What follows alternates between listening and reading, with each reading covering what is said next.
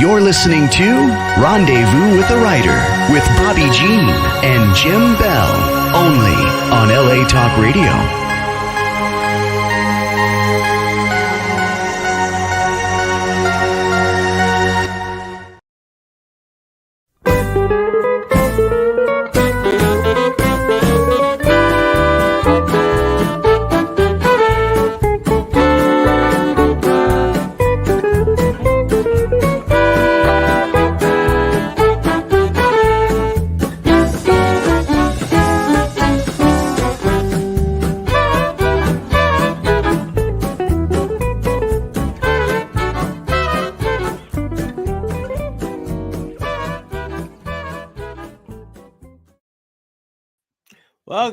Welcome to Rendezvous with the Writer, where readers and writers meet, and story is everything.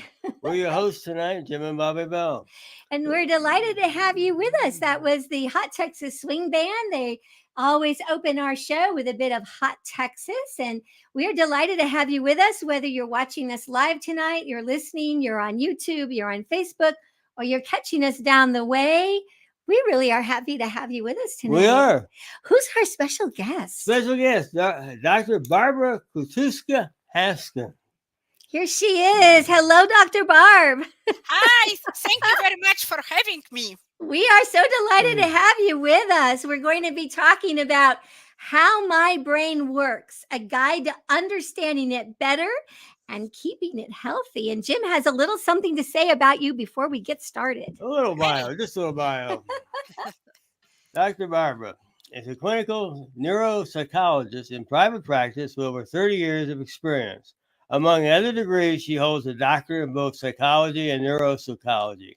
Dr. Barbara was born and raised in Warsaw, Poland.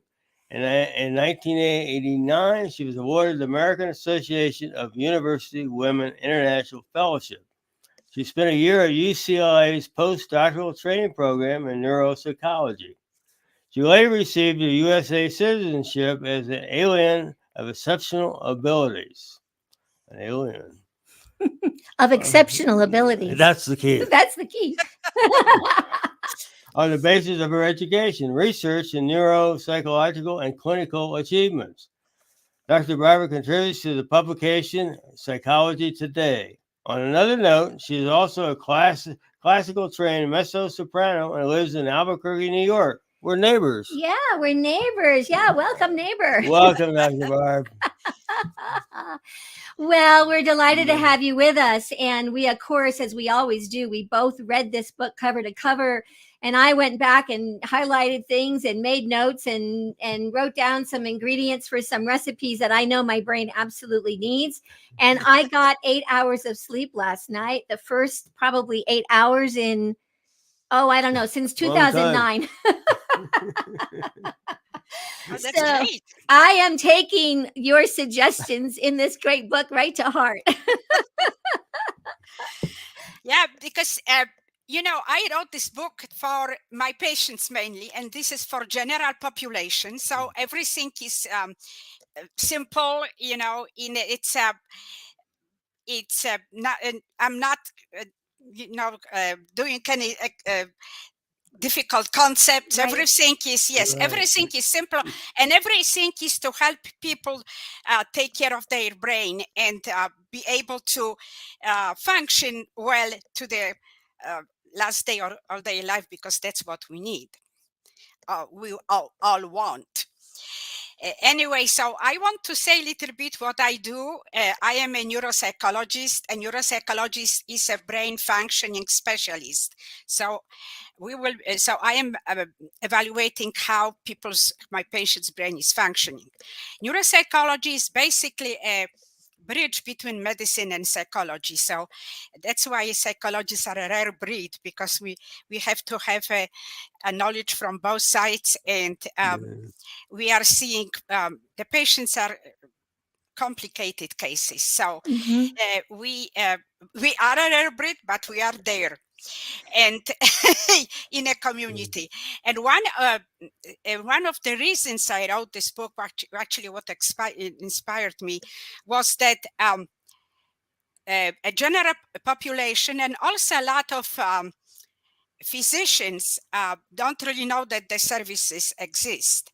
And and how they are helpful. Not here in Albuquerque, because I've been here for 30 years, so I educated most of them, and they were getting my reports, and they were very happy with that, so they know the value of it.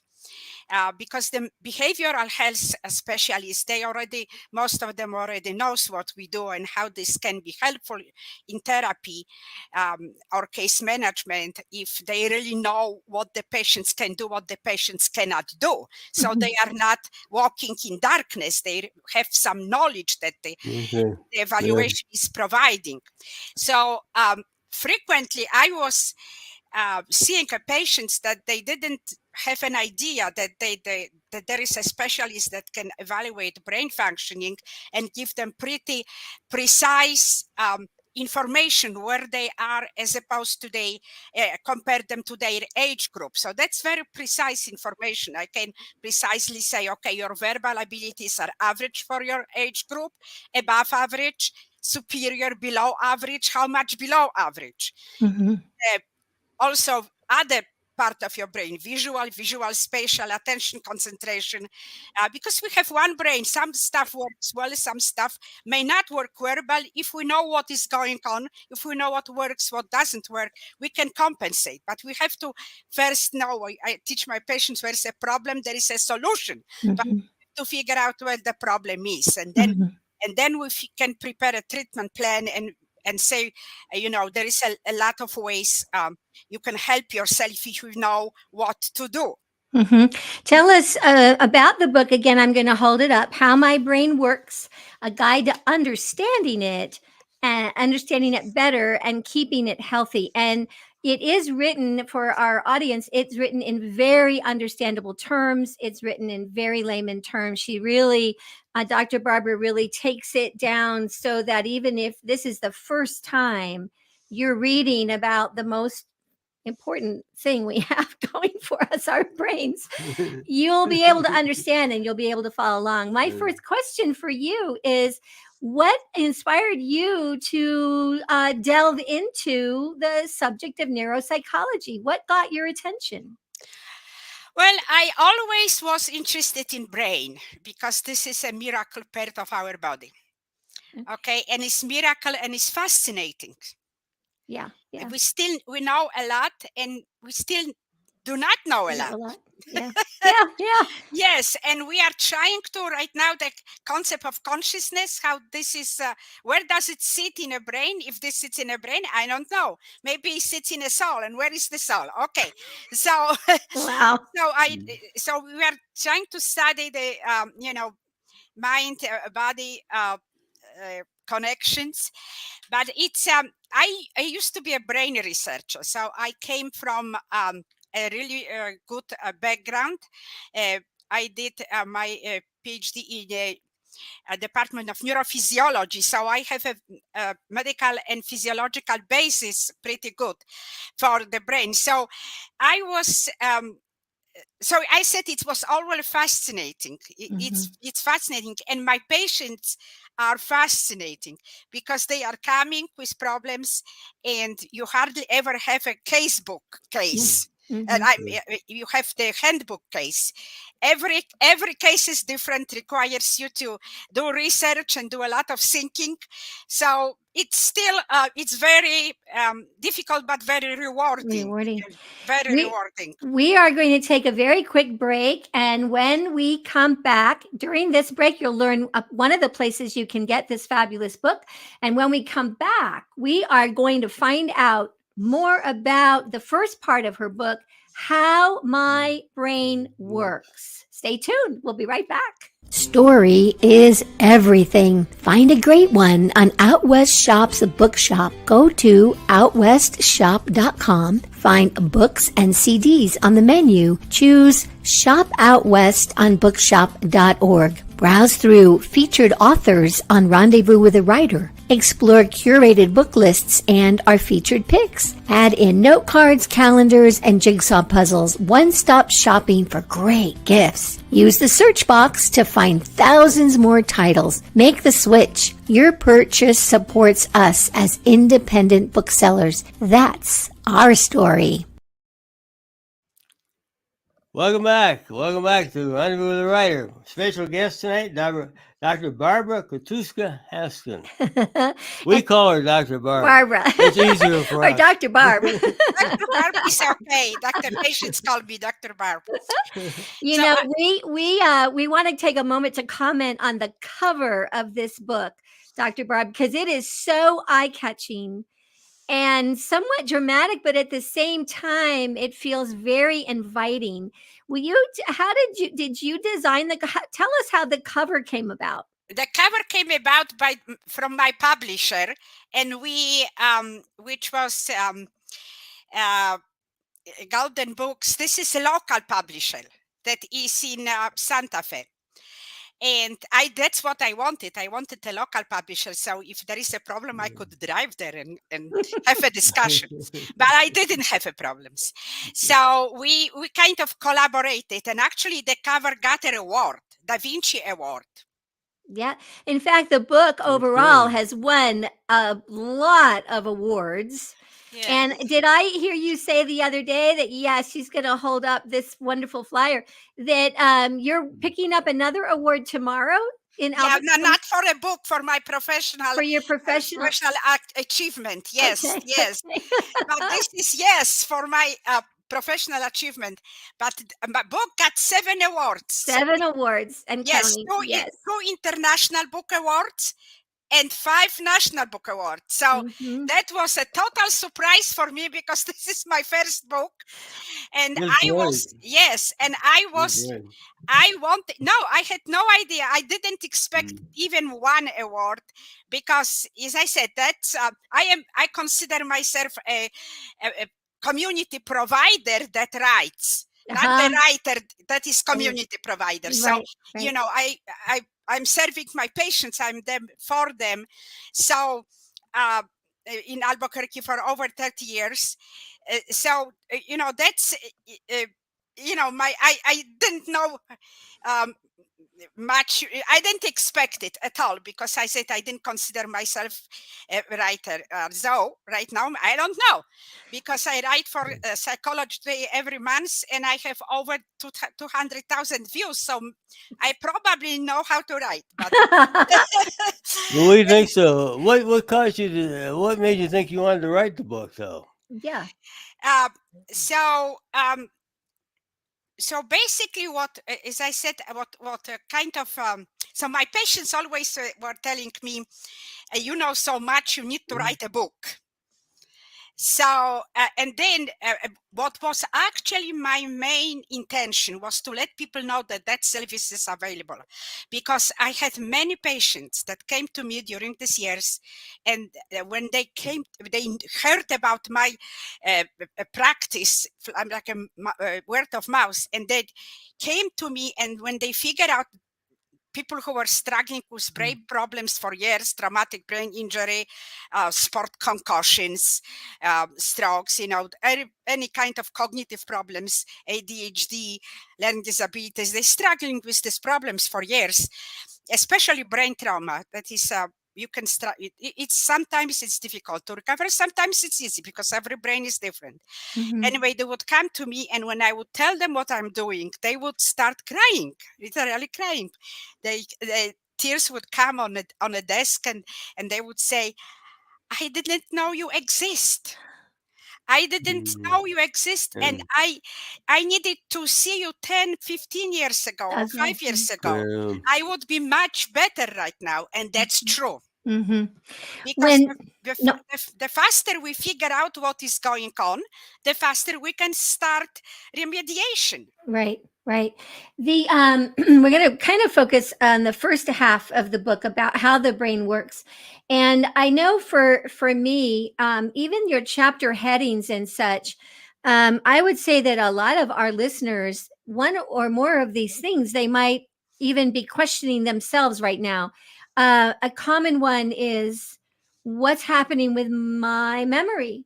And that's a big fearful kind of thing for us, especially as we age. Is gosh, I walked in the room and I don't remember why I walked in, or I know your face, but for the life of me, I can't remember your name. Or, we start to see these things or notice these things. And then the next thing we're immediately thinking is, I'm on the road to some form of dementia or something like that.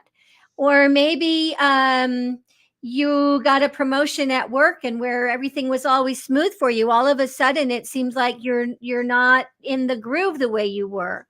And or you're coping with, you just had an accident and you're coping with the fallout of trauma from an accident. So what I would say is, this book, you may say to yourself right now, I don't have any problem going on with my brain.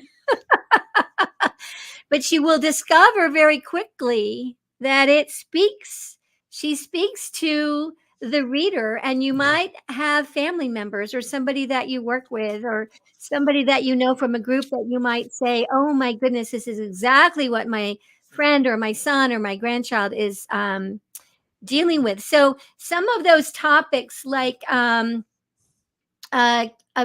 ADHD. Are in your testing, are you able to discover some things about a patient that may have ADHD, and then how to move forward? Yes, so not all attention concentration problems are ADHD. The first important things, okay? And ADHD is a very complex disorder. So it has many faces. But attention concentration problem can be caused by many other problems. So you don't have to have necessary ADHD, but you may have attention concentration problem. They are clinical or subclinical. If you don't sleep, you will have problems with concentration. If you are very stressed, you will have problems with concentration. If you are depressed, if you have anxiety, you just came out of COVID, you will have problems with attention concentration, because COVID is very toxic to the brain and causes problems with many different. That's why we have this long-term COVID. People already recovered from the physical part of it, but haven't recovered from the mental part of it, from the brain. Brain is still struggling, trying to deal with the infection.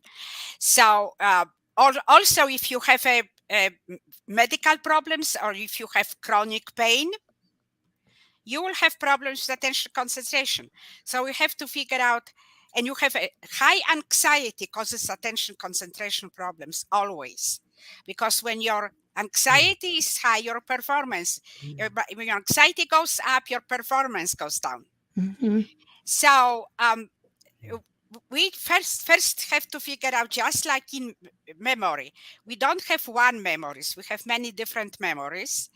And you may have just problems with verbal memory, but your other memories will be okay. So you can, we will teach you how to compensate. Also, what I'm emphasizing in this book, that memory complaints are not necessarily memory problems. So if you think you have memory problems, you may not have memory problems. You have other problems that we figure out when we sit down and do the evaluation. This is not 15 minutes visit, okay? This is not a 15 minutes doctor's office. No, this is hours of testing. I do usually at least two sessions of testing. Then I do intake.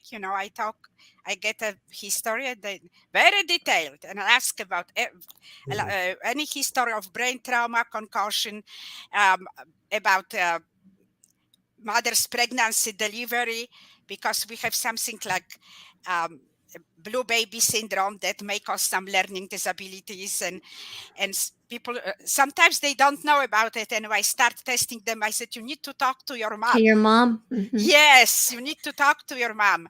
And they said, yes, I was a blue baby. Yes. Yeah, So yeah. they usually don't cause big problems unless it was the anoxia was a prolonged period of time, was pretty severe, then even can cause cerebral palsy, but usually it causes some problems, some subtle problems with learning, attention, and so on. But we can figure it out. We can figure it out.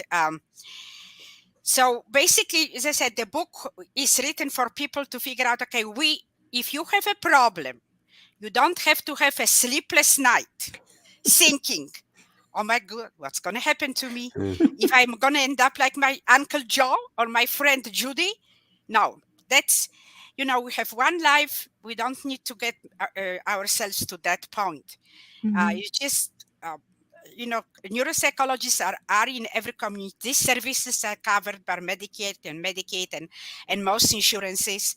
And as I said, we are kind of a rare breed, but we are there in a community. Sometimes you may need to wait a little bit, but you will be seen, and we will check all parts of your brain. So we will check how you process verbal information, non-verbal information, your speed of processing, because as we age, the brain usually process information a little slower. So I teach my senior patients to be patient with yourself. Be patient with yourself.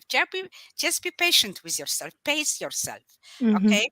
So, and then we check all kinds of memories, attention, concentration, executive functioning. And we also check emotionality, because of course, depression, anxiety, mood problems, they all affect how your brain works, because we have one brain. We have one brain. Brain is one.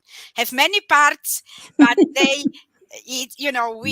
we are one, body, mind, and spirit. Yes. Yes. So we have to nurture all of them. The book gives some really good sort of stories about patients with each of the chapters, and there were a couple ones that you covered where one of the person came in to see you because I think his wife was really thinking of divorcing him, and he didn't really understand what was going on. And you did testing, and you might have tested both of them, but you discovered something like it's not that he's not listening. He has a hearing. He's having some hearing challenges, and so it's so interesting to see that when you go through the whole process, that things that you immediately attribute to the brain may be something else, and then it is affecting then depression. It's affecting everything, until it gets the right diagnosis. Yes, well, the other story in the book is about, that the wife that wanted to divorce this guy. And when I started working with him, it was clear for me that he had a brain trauma as a child.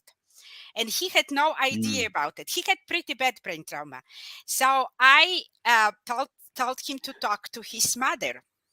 And she confessed to him what happened. That he did have she never told him that.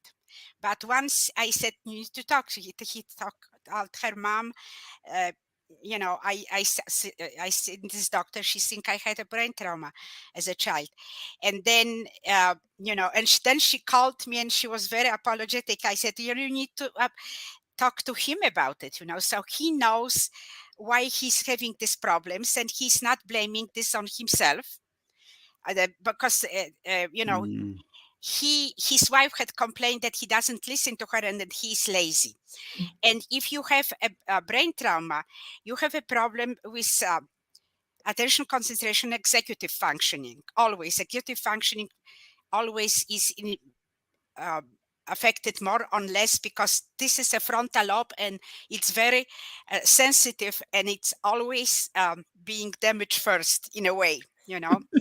If you had any kind of brain trauma in any kind of part of your brain, your frontal lobe is also affected. And subcortical structure of your frontal lobe is your emotional regulation, is your singular gyrus. So that's why people after brain trauma have problems with mood regulation and become too aggressive, or just had problems with mood regulation.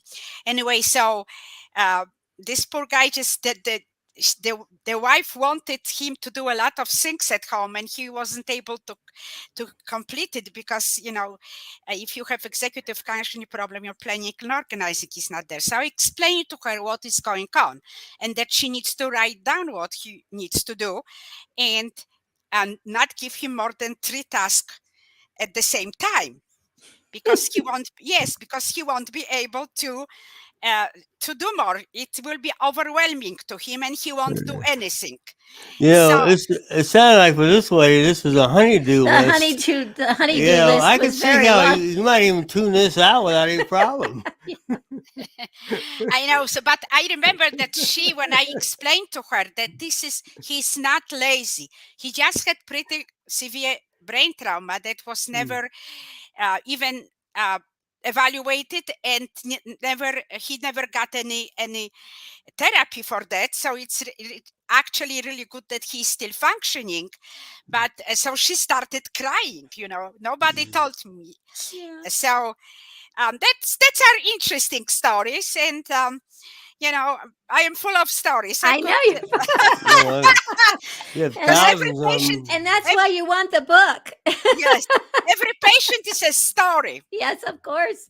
We're going to take another very, very quick break for our sponsor, OutWestShop.com. And when we come back, we're going to talk about the second half of her book, how to make it better, understanding it better, and keeping it healthy. Stay tuned. We'll be right back. Well, we will be right back, or not. You know what? Here at the Out West Shop, we're passionate about the American West, the truth and the myth. We're purveyors of fine Western goods. We scout for unique and distinctive apparel, accessories, home decor, and general merchandise that are a reflection of the Western lifestyle. We hunt for unique artisans and craftsmen who are inspired to create decorative art you can wear based on their own love for the story of the West.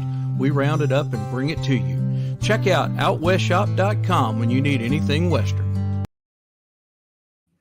Welcome back. Welcome back to Rendezvous with the Writer with our special guest, Dr. Barb, and our book, How My Brain Works. A guide to understanding it better and keeping it healthy. Let's talk about that.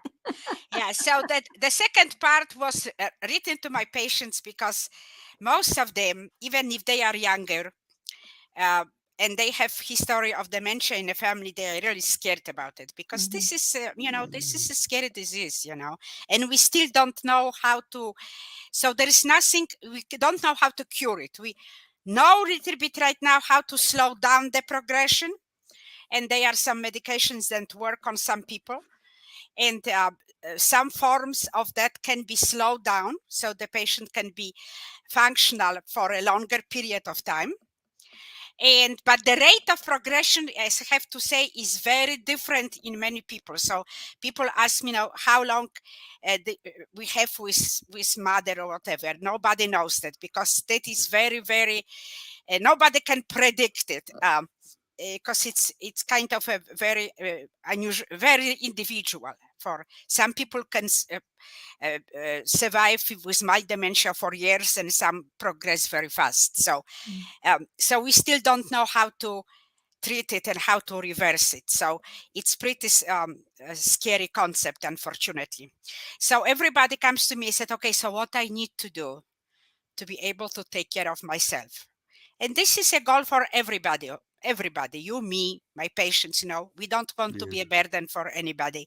We want to be able to take care of ourselves to the last day of our life. So writing this book took me. I was writing this book for 3 years because I went through a lot of research. I reviewed a lot of research to figure out. I wanted to give my patients some tangible advice, something that the research says it works, not that what I think.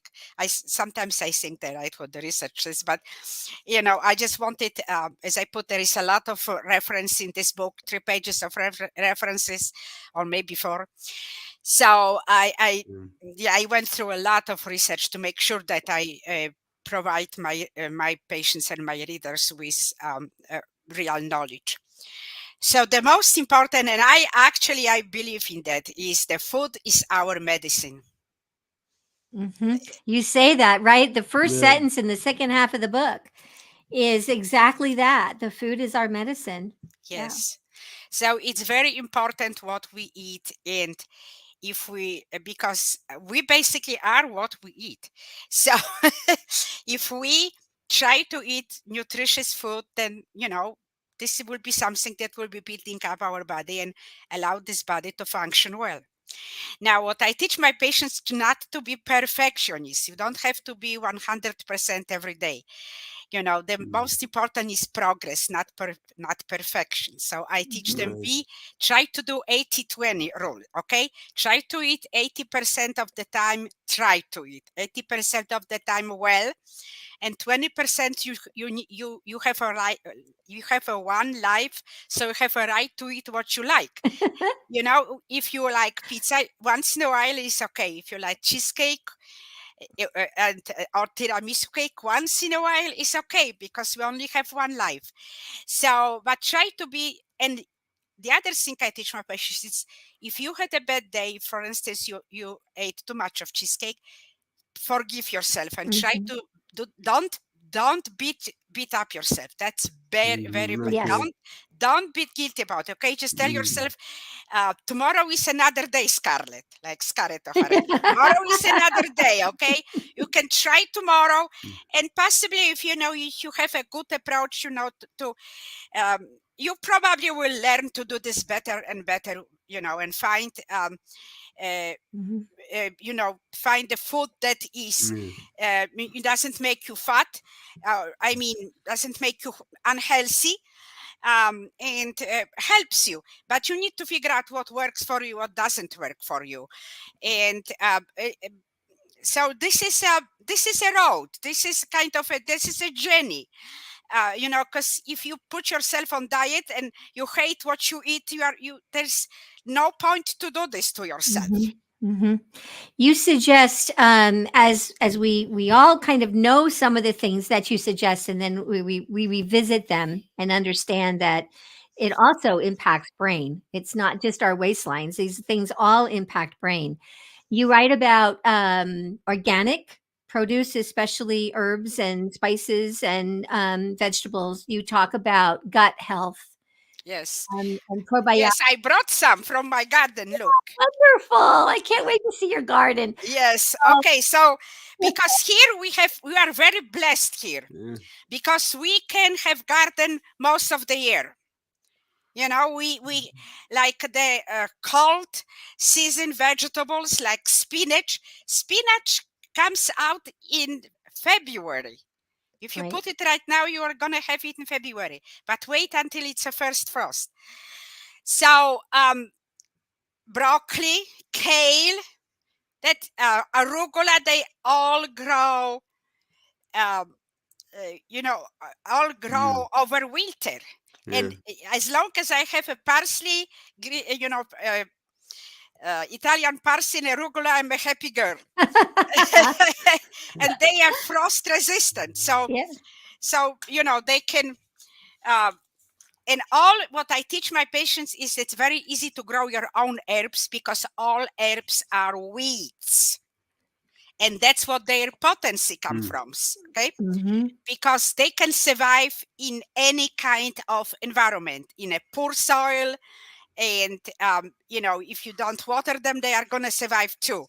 Not in the hot summer like we had last summer, but they do not require any care, because they are weeds. Okay, so that must be where dandelions come from. Yeah, dandelions. Yeah, Jim was very interested in the dandelion comments. Yeah, I'm out there digging them up and killing them. I didn't realize I had to eat them too. Yes, no, but don't eat them from the lawn that you fertilized. Exactly. Okay, because they just if they grow, I actually cultivate them in a part of my garden. I let them grow there, and they quickly propagate, but I keep them in a special place. I don't let them go out.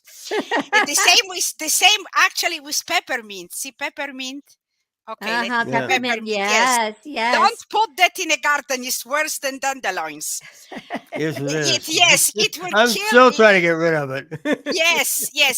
But you don't try to get rid of that. Use them, Yeah. because Yeah. it's more and more research right now that says that you can, that is helps with attention concentration. Ah, yes. And you even suggest tea making. There are some things that you suggest: lemon balm, I think, Yeah, and peppermint. And yes, peppermint tea is very good. It's actually also good. It's good hot, and in cold is very good for cold one for hot summers with little bit of ice. Or you can make hot tea if you are tired at the evening instead of coffee, which will keep you awake. That won't keep you awake, but will pick you up a little bit. Mhm, And mhm. lemon balm is actually from the same family. See, it looks like oversized mint. That's mint, and Ah, that is Yeah. lemon balm. mhm. But mint is a stimulant. Lemon balm is Is a a calm. is a Yes. okay. Mm. So see what you do. It smells heavenly. Yeah. So what you do is do like this. That's my Uh, frustration. yeah.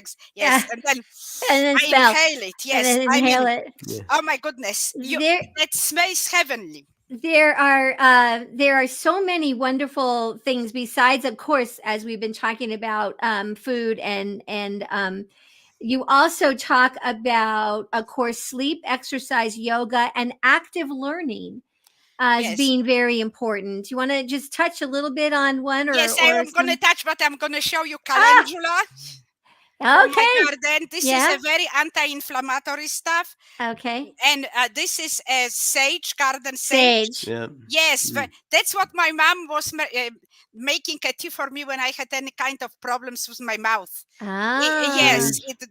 it's very inflammatory and calming. oh, good to know. Yes, and Yeah. this is rosemary, Mhm. antifungal, anti-cancer, everything anti, and grows very well here. You don't even have to water it much. Yeah. Yes. And put it everywhere. Put it in all your dishes. You can even make rosemary potatoes. Oh, Okay, yes. I can Yes. talk about it forever. Anyway, we can have a separate show on, how to grow, herbs here and what to do with them. Because that's how I grew up. In Poland, I grew up on herbs and in herbal remedies. Sure. Because, Sure. yeah, so that's knowledge that I acquired, from my family and, from my ancestors. So that's why I know about it. Anyway, so the other most important thing, yes, you really need to make time for sleep. And if you have a problem sleeping, you need to figure out what is going on. So the most common problem of sleeping is anxiety. People worry a lot of stuff.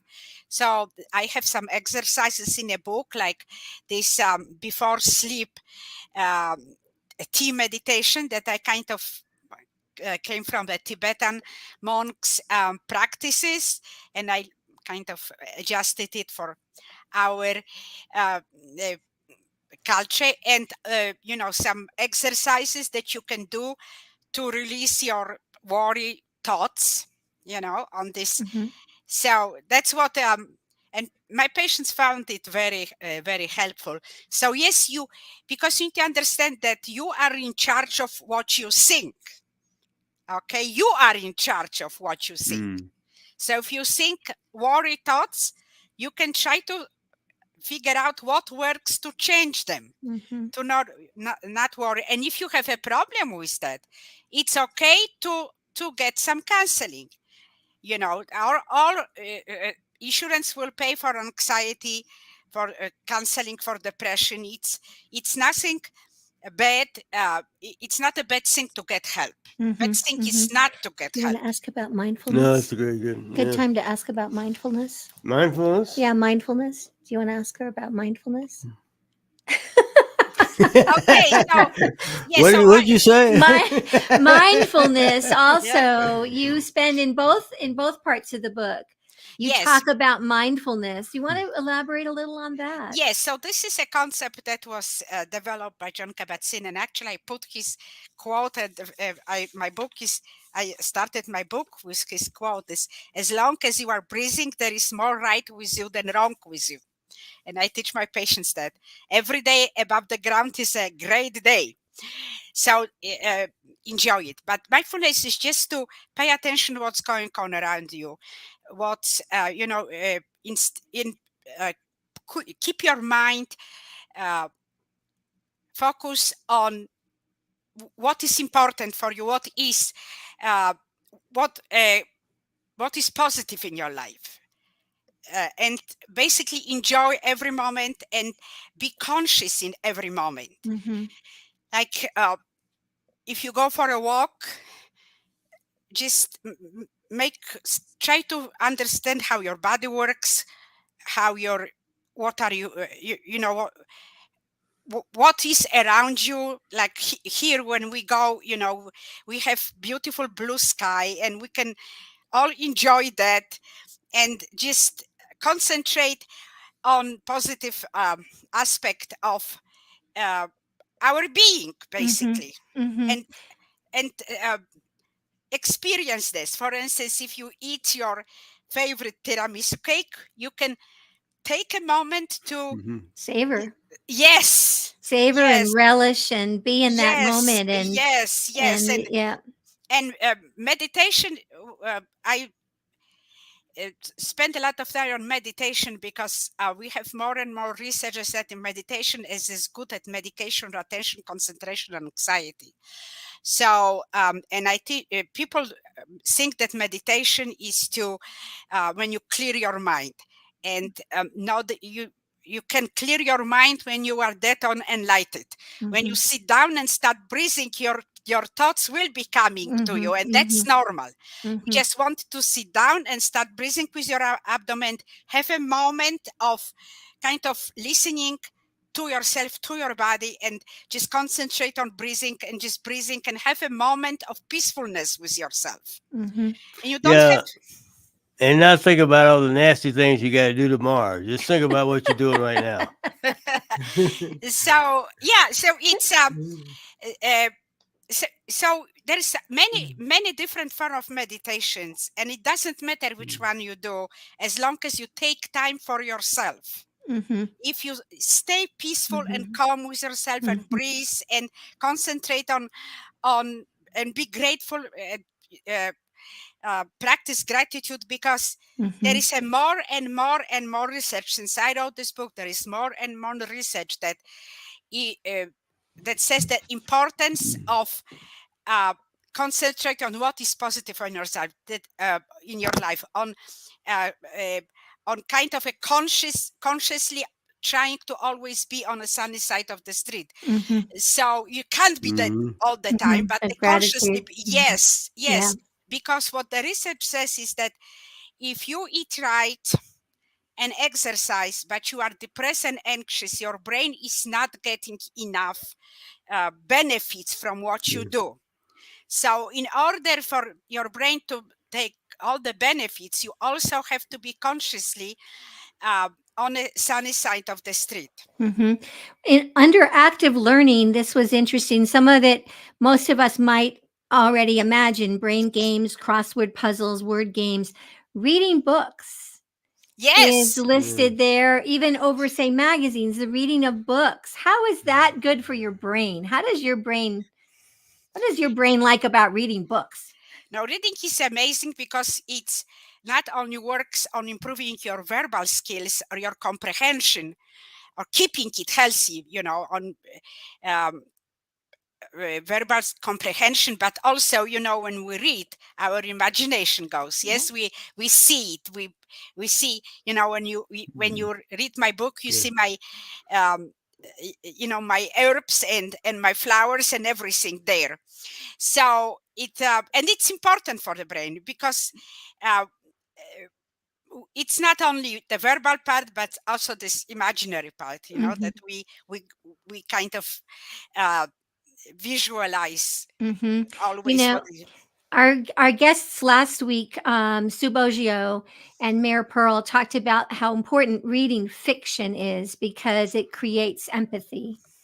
And I thought about, as I was reading your book and the active learning piece, and about reading books and then going on to mindfulness and gratitude and compassion. And I thought, they talk about how important that, empathy, understanding somebody else's shoes, and how that has to invigorate our brain, because it's taking our brain out of us, what it knows so well, and it's using Yeah, that yeah. imagination and yeah.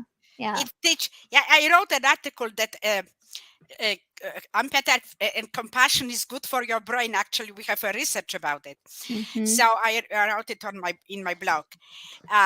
Kindness and compassion is good for your brain. Anyway, so first of all, I tell all my seniors to read a book for an hour, to read for at least an hour a day. And if they have and I ask them to do this exercise. If they have a problem reading, if they don't remember what they read, then try to read for 10-15 minutes. And then if you still don't remember, reread it. So this is a kind of an exercise for your brain. Okay, try to stop and try to figure out, what did I read about? And if you have a problem, reread it. So reading is very good exercise for your brain. And reading fiction or somebody's memories, or biographies, and understanding that everybody goes through the hardship in life. Life is solving problems. It's not whether we are here in United States or there is somebody in our other part of the country. So I figured out that people in all of the world, they have the same problems, and I speak different languages. We are so grateful to have you with us tonight, Dr. Barbara. And again, I'm holding up this fabulous book, How My Brain Works, a guide to understanding it better and keeping it healthy. I'm just looking at the clock, where can our listeners get a hold of your book or get a hold of you? Where should they go? Okay, so book is on Amazon. I don't send it directly because it's too much hassle. So it's on Amazon, and also there is a direct link on my Facebook. I'm sorry, not Facebook, not my. On your website? Yes, so it's www.drkoltuska.com. www.drkoltuska.com. This is my website, and I have over 70 good reviews there. So I'm so happy that people do read that book, and it helps them. Yes, and it helps them because it's amazing, how most of the reviews is the only problem with this book is that I didn't read it earlier. So Jim has a couple of quotes. One of the ones he had pulled, you've already shared, but Jim, you have a couple of other quotes from the book. I'm going to say, we're going to read it again. As long as you are breathing, there is more right with you than wrong with you. Our second one is, keep your face to the sunshine and you cannot see the shadows. It's what the sunflowers do. And that's from Helen Keller. Yes. And she was amazing. She was amazing. She was amazing. I agree. And he has one you, more. You young folks out there listening, Google her up if you don't know who she is. Yeah. So the book is as I said, on Amazon. It's link also on my website. But if you forget everything, you can just go to Dr. Barbara Koltuska and you go there to my website. So it's very easy to, and book has there is paperback. That's important. Paperback is on Kindle and it's an audio book that it's not I'm not reading that. I hired a professional book reader to do this, a little bit better than I do. So I from this review on the Amazon, I noticed that the people are buying both the book and the audio book, so they can listen to that and then can read it. So if I have listeners right now, they have traumatic brain injury or seniors that have problem with vision, and they cannot read books, then there is a very well a professional done audiobook. Wonderful. Also on Amazon, and also is right now on this. It's on our website. It's on the bookshop.org page through the Out West Shop website as well. I'm just looking at our time, Dr. Barber. I just want to thank you one more time, and I want to just announce next week's guest if we just have one more moment, if that's okay. Thank you for being with us, and everyone who's been listening, thank you. Next week's book, we have Gretchen Charrington. She's a return author with her second book, The Butcher, the Embezzler, and the Fall Guy, a family memoir of scandal and greed in the meat industry. And we're excited to have Gretchen back with us. And again, we just thank everybody for tuning in and listening. And we thank you, Dr. Barber, for your time. And Jim, do we have a parting thought? Thanks, Barb. And every day is a great day out west. Out west. Keep reading and writing, and we'll see you next week. Thank you very much.